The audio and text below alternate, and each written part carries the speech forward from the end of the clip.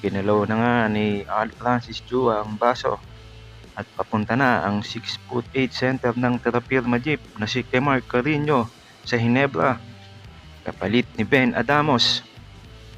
Ito nga si Kemar Carino ay 6'8" center at kakagaling lang sa injury na mapupunta na ngayon sa Barangay Ginebra kapalit ni Ben Adamos.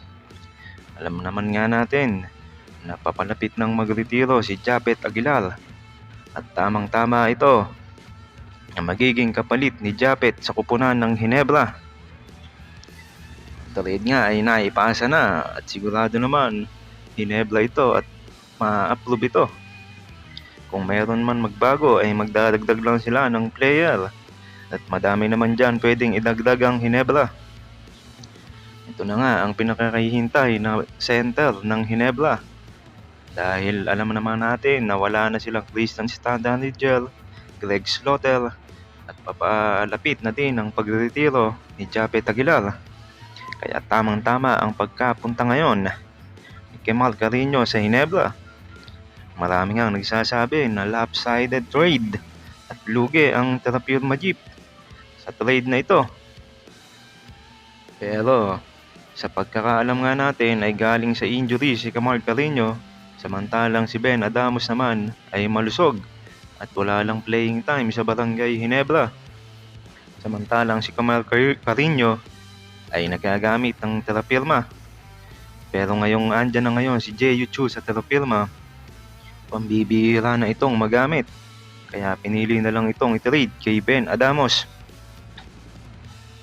Ang maraming ulat nga ay dati pa Magnolia daw mapupunta ito, si Kemar Carino. Pero dahil nga kailangan ng Ginebra San Miguel ng big man dahil sa papaalis na si Aguilar, eto na nga ang kinuha nila. Dahil sa naglalaki ang import din nga ngayon, kaya siguradong makakatulong itong si Kemar Carino sa kupunan ng Ginebra.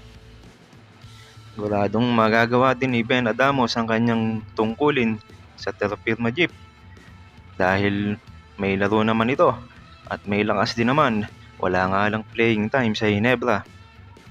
Itong si Kemar Carino naman ay talagang mapapakinabangan kaagad ng Barangay Ginebra. Lalo na ngayon na si Team Co nang may hawak, siguradong maibuboost nito ang laro ni Kemar Carino sa Ginebra. Abangan natin ang mga susunod na mga kabanata at mga laro kung ano ang magagawa ni Kemar Carino para sa Ginebra. Kamusta mga idol? Sports Zone PH para sa sports news and update. Kung bago ka pa lamang dito sa channel ko, pindutin mo na ang subscribe button at notification bell para lagi kang update sa mga sports news.